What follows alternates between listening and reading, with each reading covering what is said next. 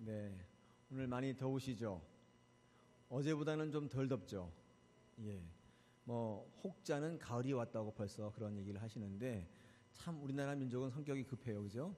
지금 막 땀이 나고 있는데 벌써 가을이 왔다고 얘기하시니 기분은 좋지만, 여러분 무더운 여름에 뭐 하고 지내세요?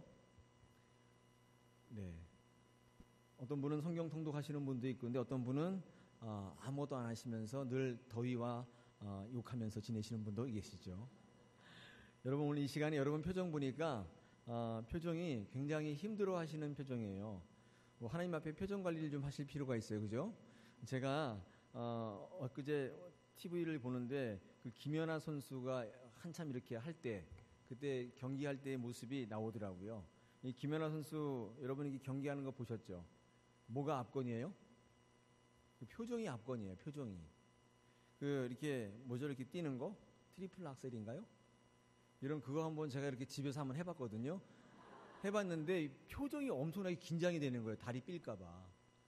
여러분 근데 그 김연아 선수 뛸 때 보면 공중에서 3바퀴 반 이렇게 딱 도는데 힘들 것 같은데 그 표정을 보니까 웃음을 잃지 않더라고요. 여러분 근데 그 아사다마오, 여러분 그 선수는요 뛸 때 이 트리플 악셀이 원래 이 선수의 트레이드 마크 아니에요? 근데 이 선수는 뛸 때 표정이 경직돼 있어요. 표정이 이쁘지를 않아요. 여유가 없다는 거예요. 여러분 여유가 없다는 건 뭐예요? 실력이 없다는 거예요. 여러분 그래서 하나님 앞에 표정 관리 하실 필요가 있어요. 제 얼굴은 경직돼 있어요? 굉장히 밝죠? 네. 여러분 밝다는 건 뭐예요? 여유가 있다는 거죠. 여유가 있다는 것은 하나님 앞에 네. 여러분께서 오늘 이 시간에 여러분 표정 관리하시면서 아무리 더워도 아무리 힘들어도 여러분 하나님 앞에 늘 웃으시면서 우리 믿음의 동료들 앞에서도 웃음을 잃지 않은 여유 있는 그런 모습을 했으면 좋겠습니다. 여러분 그래서 옆 사람에게 미소를 날리면서 우리 이렇게 한번 인사하겠습니다. 더위를 믿음으로 이겨나가십시다. 할렐루야. 네. 이 김연아와 아사다마오의 차이는 표정이에요. 표정에 있다는 사실을 기억하시고 여유를 가지십시오. 힘을 내십시오. 하나님께서 여러분과 함께 하시고 오늘 이 시간에 기도하는 모든 제목 가운데 위로와 응답을 주실 줄 믿습니다. 자, 오늘 여러분 읽으신 마가복음의 본문은 여러분 잘 아시는 12년 혈루증 앓는 여인의 기사입니다. 오늘 이 기사를 통해서 여러분과 제가 믿음이 어떤 것인가 같이 한번 묵상하시면서 오늘 이 믿음을 주제로 여러분 기도하시길 바랍니다. 여러분 믿음을 한번 돌아보시면서 여러분 믿음이 어떤 믿음인지 한번 돌아보시길 바랍니다. 여러분 오늘 본문에는 누가 소개되어 있냐면 12년 동안 혈루증을 앓은 여인 소개되어 있습니다. 많은 분들이 이 여인을 비참하다고 생각할지 몰라요. 여러분 그렇게 생각하셨죠? 여러분 12년 혈루증이 뭐예요? 제가 이거 의사 선생님한테 물어봤더니 만성 하혈증이래요. 그러니까 이유도 없이 시도 때도 없이 피를 흘리시는 거예요. 하혈을 하시는 거예요. 저는 그 여인의 마음을 잘 모르겠습니다만은 우리 여인분들은 좀 아실 수도 있겠어요. 그죠? 여러분 이런 경우가 발생하면 그거 어때요? 여인이기를 포기해야 되겠죠. 수시로 시도 때도 없이 하혈을 하게 된다면 여러분 공개적인 장소에 갈 수 있어요? 없어요? 없다 그 말이에요. 또 생각해 보십시오. 이런 여인이 결혼을 할 수가 있었겠습니까? 아이를 낳을 수 있었겠습니까? 정말 여자이기 앞서서 인간이기를 포기해야 되는 정말 비참하다, 그렇게 생각하실 수 있는 것이 일반의 시각입니다. 뿐만 아니라 이 여인은 우리 레위기 15장의 유출병이라고 해서 이 부정의 예에 이렇게 규례에 걸려 있어요. 여러분 그래서 이 여인은 한 것도 없이 뭐예요? 부정한 여인. 이런 여인은 가까이 두려고 하지 않고 오게 하지도 않고 참 멀리 자꾸 떨어져서 살라고 하고 소외되고 격리되어서 외로운 삶을 살아갈 수밖에 없는 그런 여인이라는 거예요. 뿐만 아니라 이 의사 저 의사 찾아다니면서 온갖 가진 것 다 허비했어요. 이것도 먹어보고 저것도 먹어보고 이 방법도 해보고 저 방법도 해보고 우리 26절에 보니까 많은 사람들에게 다 갖다 바쳤다. 다 허비했다. 뭐 육체적으로도 피폐해졌지만 뭐도 없어요? 돈도 없어요. 여러분 육체적인 피폐가 더 상승 효과를 타는 게 언제인 줄 아세요? 돈이 없을 때. 예. 그때는 더 상승 효과가 나요. 육체적으로 더 비참합니다. 돈이 있으면 조금 덜한데 여러분 이 여인은 지금 제가 이 짧은 시간에 얘기할 수 없을 만큼 인생의 고난, 모든 짐을 다 갖고 있는 여인이라고 할 수 있습니다. 여러분 근데 저는 시각이 달라요. 여러분 이 여인이 궁극적으로 우리는 알지 않습니까? 우리 결론을 이 혈루증이 다 낫고 하나님을 만나게 되었죠. 여러분 그런데 그 하나님을 만나게 되고 병이 낫게 되고 또 그 인생 가운데에 구원받는 인생이 된 직접적 동기가 뭐예요? 쉬운 건데 왜 못 맞추시지? 네. 예, 그 12년 혈루증 때문이에요. 여러분 우리가 지금 시각을 좀 바꿔볼 필요가 있습니다. 여러분 이 여인이 마냥 비참한 여인이에요? 여러분은 혈루증 없으시잖아요. 그렇죠? 그리고 12년 동안 뭐 앓은 적도 없고 다른데 엉뚱한 데 돈을 다 허비한 적도 없고 결혼을 못한 것도 아니고 아이를 못 낳은 것도 아니에요. 율법에서 교회에서 여러분 부정하다고 저리 가라고 한 적도 없어요. 여러분 그러나 이 여인과 여러분을 비교할 때 누가 더 비참해요? 생각해 볼 일이에요. 여러분 이 여인이 정말 하나님을 만날 수밖에 없었다면 그 이유가 뭔가 정말 기도하고 주님을 붙잡을 수밖에 없었던 이유가 뭐냐면 여러분 아이러니하게 이 여인의 혈루증 때문이에요. 이 여인은 혈루증이 없었다면 절대로 하나님 찾지 않았을 거예요. 제가 오늘 이 여인의 믿음을 조금 분석하고자 하는데 여러분 뭐 제가 남의 믿음을 분석할 정도는 아니지만 오늘 성경에 나와 있는 이 여인의 상황을 통해서 여러분과 저의 믿음의 현 주소를 한번 좀 살펴보고자 합니다. 저는 사실 이 여인이 믿음 있다고 하는데 동의하지 않습니다. 왜요? 아무리 본문을 봐도 이 여인이 예배를 드렸던 흔적이 없어요. 뭐 헌금을 했다는 흔적도 없고 봉사를 했다는 흔적도 없고 기도를 했다는 흔적도 없어요. 단지 뭐 했을 뿐이에요? 소문을 들었을 뿐이에요.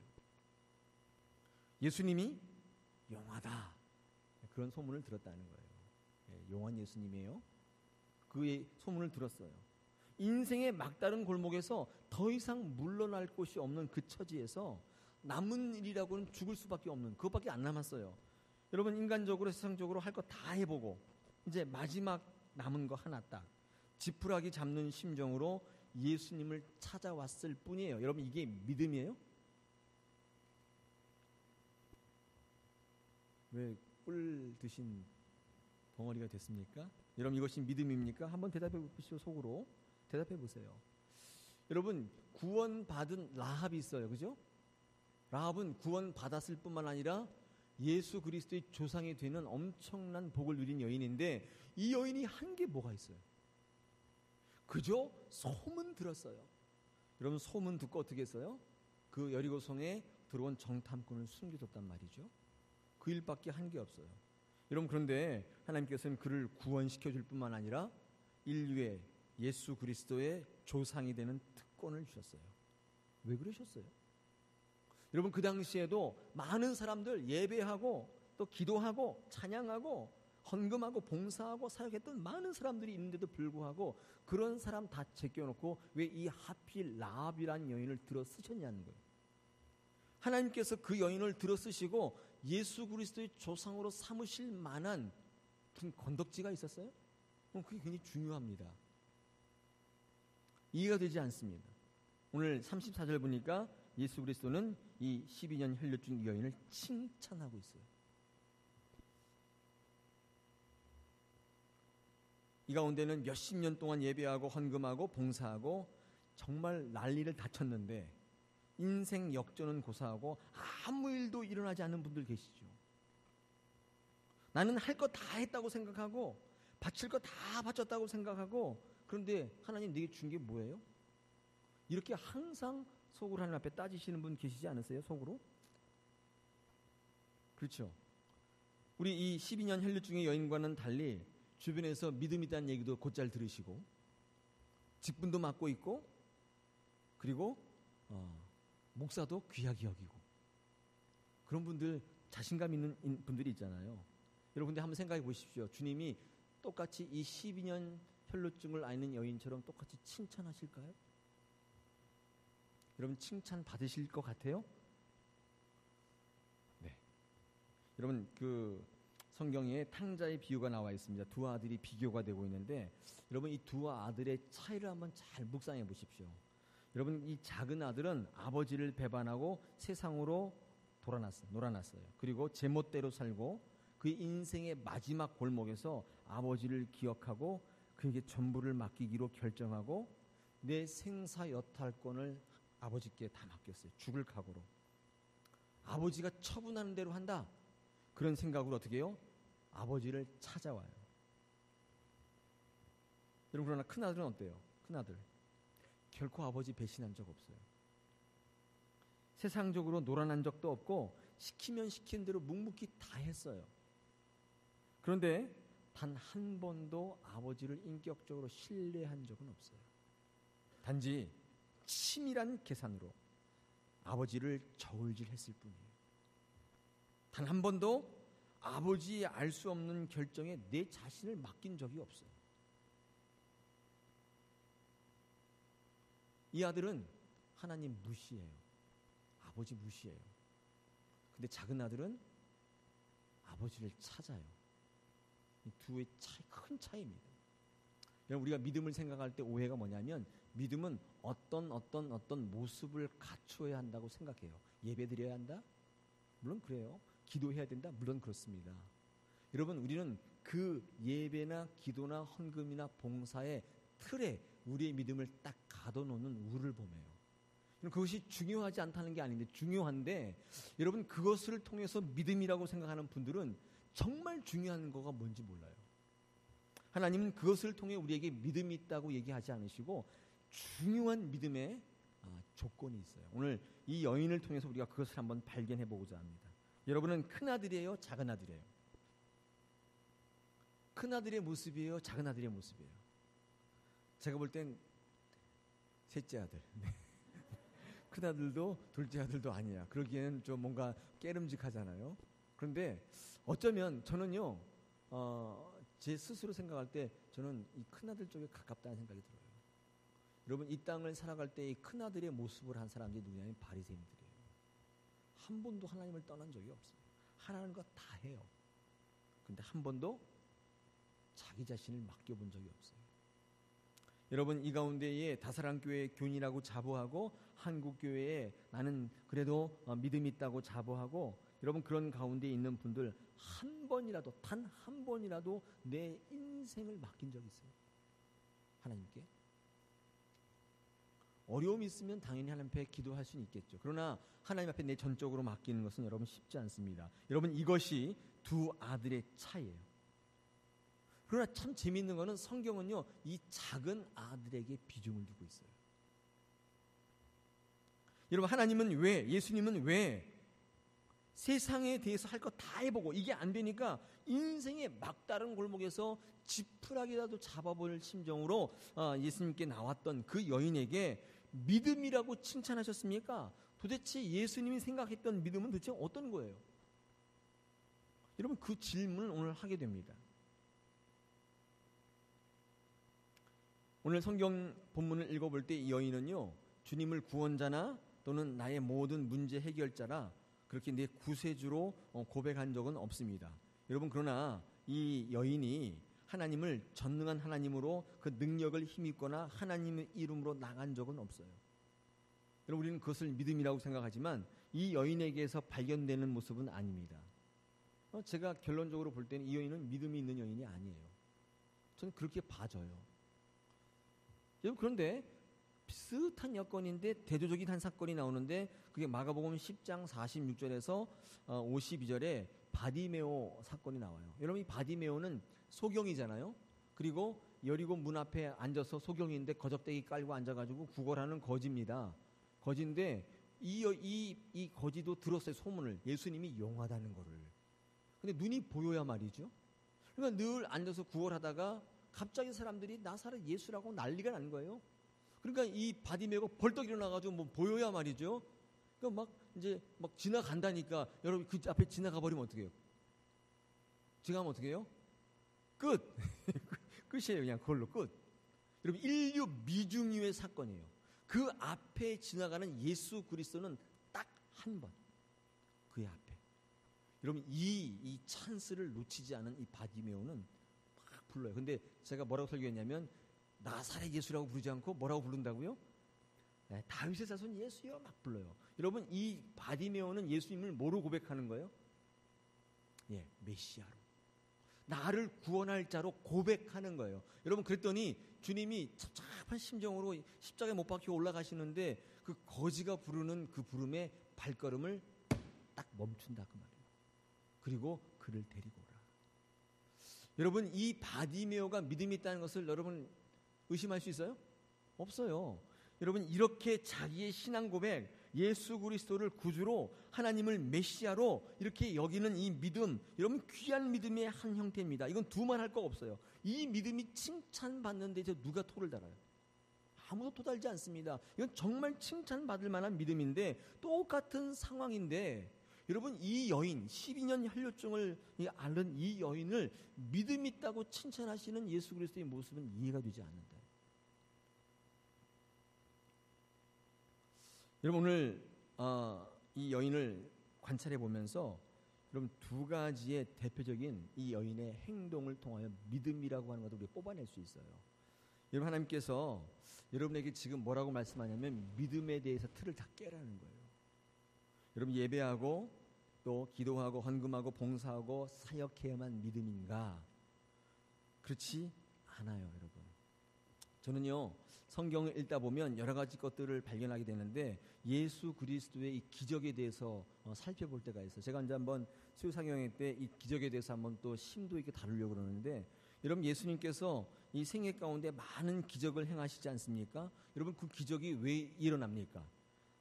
많은 분들이 그렇게 생각해요. 이 기적이 하나님의 하나님 되심 또는 예수 그리스도의 주 되심을 증거할 목적으로 예수 그리스도께서 일으켰다 생각하는 분이 있어요. 그래서 이 기적을 통하여 세상의 만물의 주인 되시고 여러분 인생의 주인 되시고 또 여러분 모든 악에서 모든 죄에서 어떻게 구원해 주시는지 이것을 상징적으로 표출하는 것이 예수 그리스도의 기적이다, 이렇게 이해하시는 분이 많아요. 맞습니다. 맞아요. 그래서 복음서에는 그런 기적들이 많이 나타나 있습니다. 여러분, 그런데 여러분 잊으시는 게 하나 있어요. 그게 뭐냐면 우리가 믿는 기독교는 꼭 기억할 게 예수를 믿으면 영생을 얻고 생명을 얻고 영원한 복락을 누린다는 것은 언제나 옳은 거예요. 사실이고 진리예요. 이건 변함이 없습니다. 그런데 우리가 이 가운데 늘 오해하고 틀리는 게 뭔지 아세요? 그 뭐냐면 우리가 그럴만해서 그렇다는 거예요. 우리가 구원을 받을만 해서 우리가 그런 은혜를 받고 우리가 그런 기적을 체험한다고 생각하는 거예요. 그래서 끊임없이 우리 안에 있는 기적을 받을 만한 조건과 자격들을 가지고 있어요. 자기의 의를 찾는 거예요. 내게 이런 기적이 일어난다는 것은 내가 그만한 믿음이 있기 때문이라는 거예요. 그만큼 믿음의 생활을 해왔기 때문이에요. 그만큼 새벽기도 나왔기 때문이고 또 그만큼 하나님 앞에 바쳤기 때문이라고 여러분 안에 자격과 조건을 자꾸 가져요.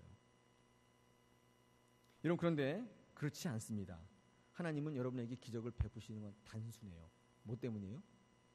불쌍해서요. 불쌍한 거예요.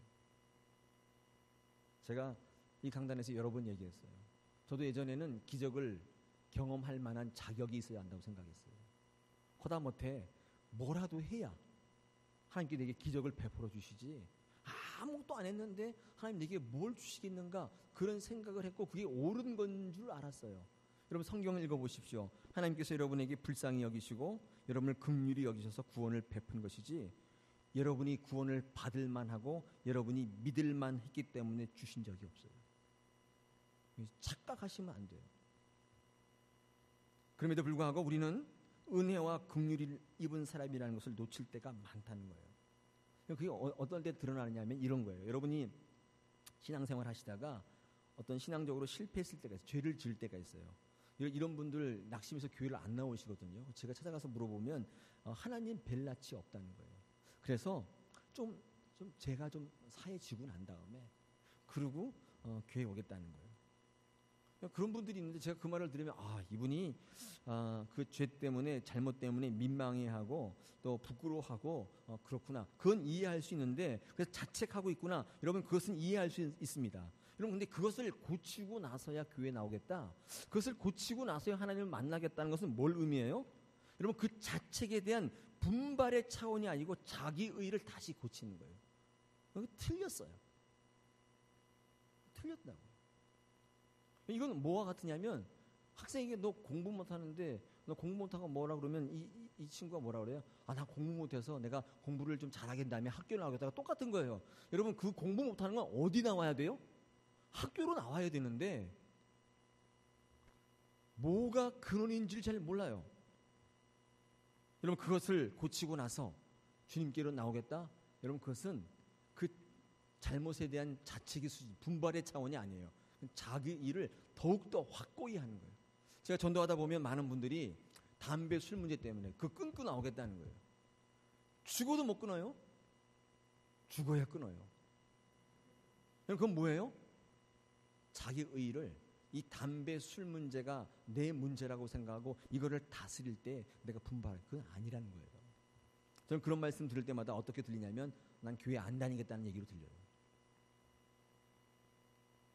여러분 그래서 우리가 믿는 기독교는 전부 하나님의 은혜와 사랑과 긍휼을 기초로 하고 있다는 것을 놓치시면 안 돼요. 여러분 기적이 왜 일어나요? 여러분이 기적을 받을 만해서 천만에 만만의 콩떡이에요. 여러분이 불쌍해서요. 여러분 그래서 우리는요 하나님 앞에 어떤 자세를 견지해야 돼요? 대단히 불쌍한 자세예요. 대단히 긍휼을 입을 만한 자세예요. 이 자세를 우리는 견지해야 돼요. 여러분 기도하실 때도 바짝 엎드셔야 돼요. 얼굴을 땅에 묻고 손을 쫙 벌려서 눈물과 콧물을 쏟아내면서 하나님이 딱 볼 때 한 대 이렇게 떼려고 했는데 이제 너무 불쌍해가지고 그냥 됐어 그냥 일어나봐 괜찮아 앉아. 하나님께서 어깨를 붙잡아 주시고 일으키는 모습까지 가셔야 돼요.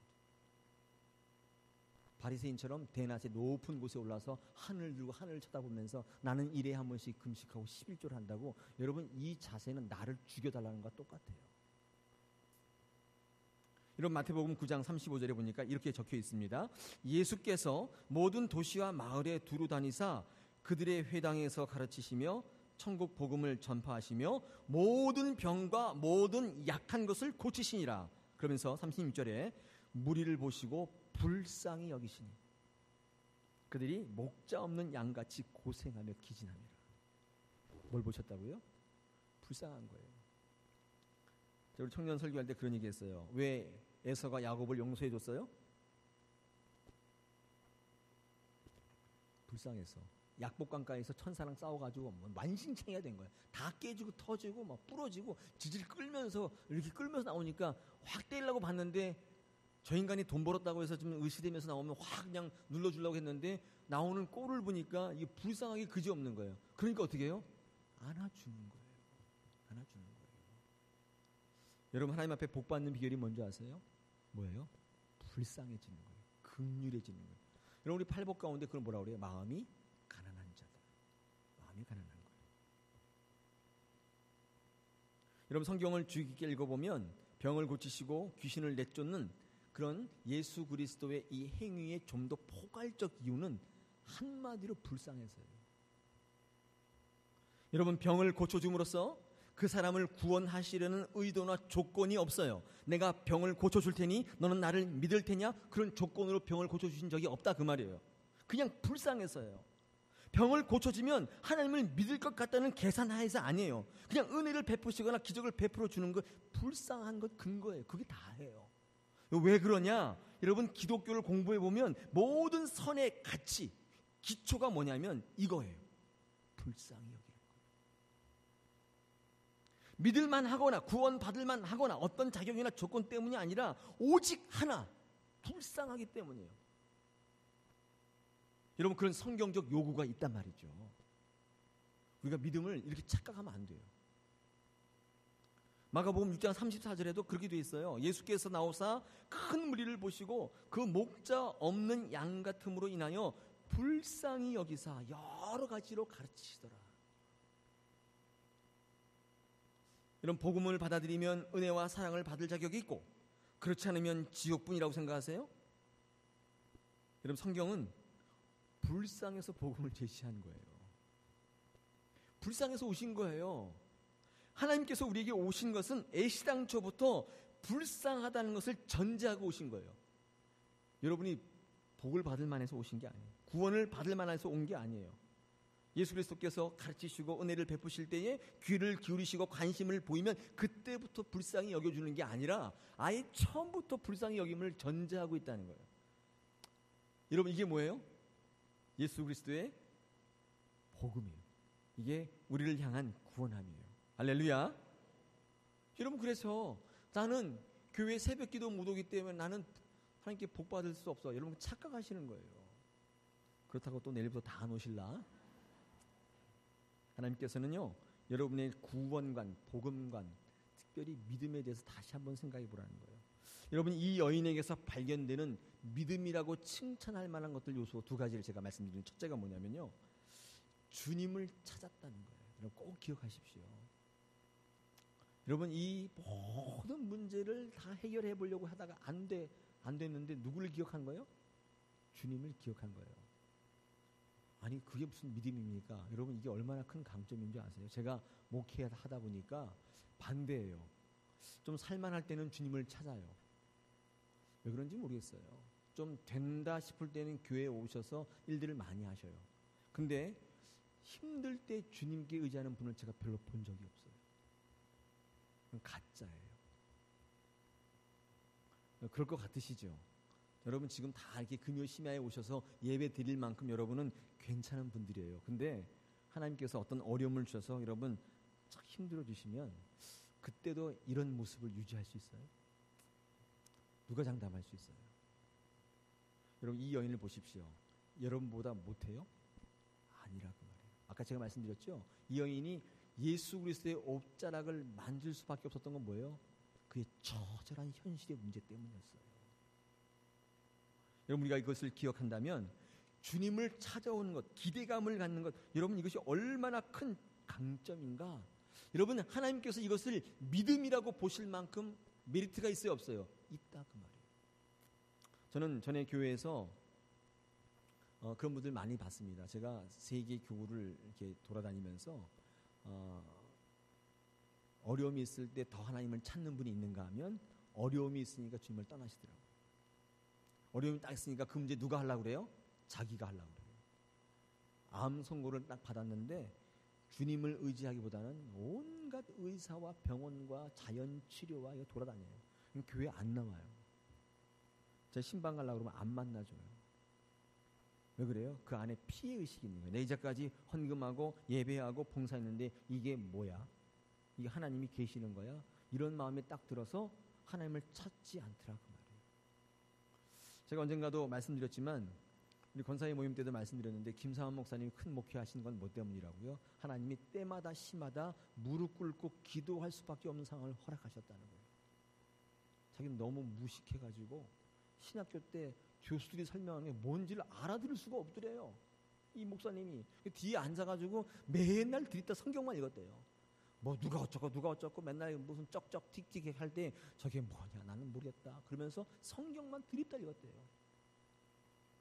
자기가 큰 목회하는 건 뭐 때문이라고요? 무식해서라는 거예요. 이해가 되세요?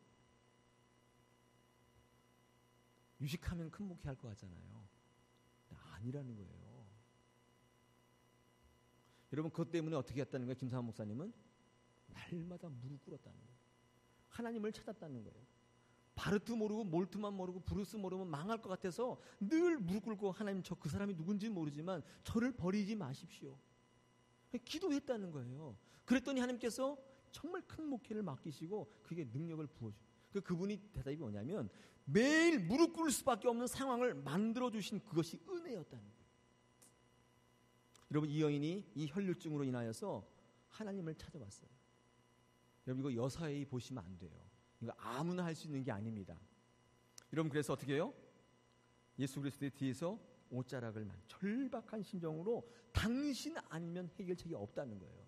여러분, 이 심령의 고백을 누가 할 수 있어요? 여러분이? 제가? 여러분, 그렇다면 떠돌아다니시지 않겠죠. 이 여인은 예수 그리스도의 옷자락을 만지면서 그 간절한 기대함, 간절히 하나님을 찾는 그런 상황이 있었다는 거예요. 바디메오처럼 확실히 인지해서 고백하는 것도 귀한 믿음이지만, 이런 문제가 있을 때마다 주님을 찾아오는 거 뭐예요? 굉장한 강점입니다. 여러분, 이것을 예수님께서는 뭐로 보셨어요? 믿음으로 보셨어요. 할렐루야.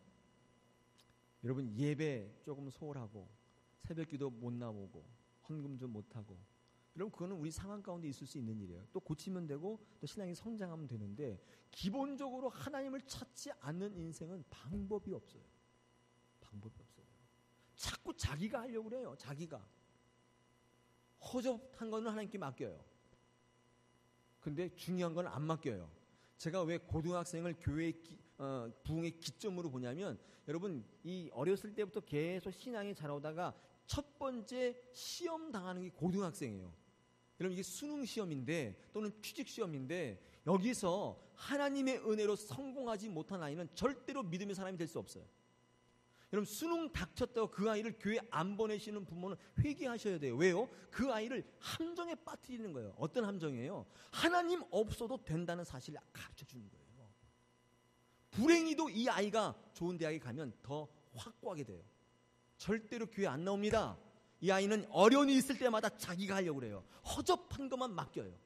절대로 하나님 앞에 중요한 거 맡기지 않습니다. 인생을 맡기지 않아요. 여러분, 그런 아이를 쓰시겠어요? 세상에서 좋은 거 누리다가 그렇게 망하는 거예요. 믿음의 어머니라면 고등학생 때 어떻게 해야 돼요? 철저히 가르쳐야 돼요. 제가 왜 고등부에게 관심을 갖는가? 여러분, 다사랑교회 미래는 거기에 달려있어요. 왜 고백하시는 줄 아세요? 왜 고등부가 100명이 되어야 되고 고등부를 잡아야 되고 그 아이를 왜 잘해줘 그러냐? 여러분, 그 첫 시험의 단계에서 하나님을 경험하게 해야 될 게 이 교회의 역할이고 여러분의 역할이에요. 많은 부모들이 고등학생 됐다고 고3 됐다고 교회 안 보내요. 저한테 와서 방학 달라고 헛소리를 하세요. 제가 그런 권사님, 집사님을 보면서 어이가 없었어요. 저분이 정말 믿음이 있는 분인가? 정말 교회 다니시는 분인가? 하나님을 내 주로 받아들이시는 분인가? 여러분, 마태복음 11장 28절 30절에서 주님이 뭐라고 말씀하시냐면, 수고하고 무거운 짐진 자들아 어떻게 하라고요? 어떻게 해요? 내게로 오라. 내게로 오라. 왜요? 수고하고 무거운 짐자리 안 온다 그 말이에요. 자기가 하려고 자꾸 그래요. 자꾸 다른 사람 쳐다보고 자기 능력과 경험과 연륜으로 자꾸 하려고 그래요. 하나님께 의지하지 않아. 인생을 맡기지 않아. 그래서 계속 그냥 오라고 하시는 거예요. 여러분, 뭐가 중요해요? 오는 게 중요해요. 이 저녁에도, 이 금요일, 이 여유 있는 주말 저녁에 이 칙칙한 교회 보셔가지고 오고 싶어요? 여러분, 큰 강점을 가지신 거예요. 여러분, 인정하셔야 돼요. 하나님 여러분 얼마나 사랑하시는지 몰라요. 타이든 자이든 상황이든 하나님께 오는 것이 강점이에요. 할렐루야. 여러분, 이 시간에 이 문제를 붙잡고 기도할 때에 주님 응답하시기를 소원합니다. 하나님께서 잘했다 칭찬을 주실 줄 믿습니다. 여러분, 주님께 문제를 들고 나오는 분들, 여러분, 이걸 가지고 하나님 앞에 내어 맡기면 하나님께서 그의 예배함, 그의 헌금함, 그의 기도함과 관계없이 그에게 뭐라고 선포하세요? 따라 네가 믿음으로 구원받았다. 하나님께서 의지하고 말씀하시는 거예요. 제가 뭐 그런 얘기 가끔씩 드리는데, 뭐 아버님 돌아가신다고 막 지금 막 숨 넘어가신다는 거예요. 와서 빨리 전도해서 구원시켜달라고. 그래서 막 몇 번씩 불려갔어요. 저기 갔는데 막 실제로 막 숨 넘어가시는 분이 계셔서, 뭐 어떻게 해요? 막 숨 넘어가는데 목사가 왔는데 그러면 뭐 어떻게 합니까? 그냥 다급한 김에 막 귀다 대고 막 아버님 예수 믿으십시오. 막 믿으면 아멘 하세요. 막 그때는 정신이 없으니까 막 그래요. 그러면 이 아버지도 돌아가시면서 정신이 없어요. 그래가지고 이 눈을 이렇게 떠봐요. 이렇게 떠보시면서 내는 죽어도 못한다. 막 그래요. 제가 왜 못해요? 그러면 조상님들 보기 부끄러워 못한다. 말이 돼요 그게? 그리고 돌아가시. 안타까워요. 안타까워. 얼마나 완악한지.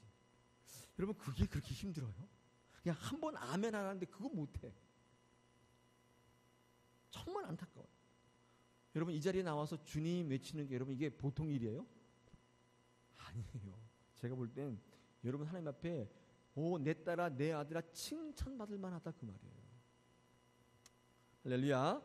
여러분 이 여인에게서 발견되는 칭찬받을 만한 믿음의 형태가 어떤 것이냐? 주님을 찾는 것이고 바라보는 것이고 기대하는 거예요. 할렐루야. 여러분 이 시간에 여러분 가지고 나온 기도 제목 있잖아요. 여러분 그 누가 해결할 수 있어요? 아무도. 우리 인간의 힘으로 어찌할 수 없는 문제들인데 여러분 이 문제를 가지고 어리석게도 이 자리에 나와 무릎을 꿇는다고 생각해요. 여러분 이거는 하나님 보실 때 얼마나 흐뭇한 일인지. 저 바깥에 돌아다니는 분들이 있으면 참 웃을 일이에요. 참 저것들 참 어리석구나. 그런 시간에 가서 돈이나 한 푼 더 벌고 책이라도 한 개 더 보면 낫지 않겠냐. 여러분 누가 어리석은 거예요? 여러분 두 번째 있습니다.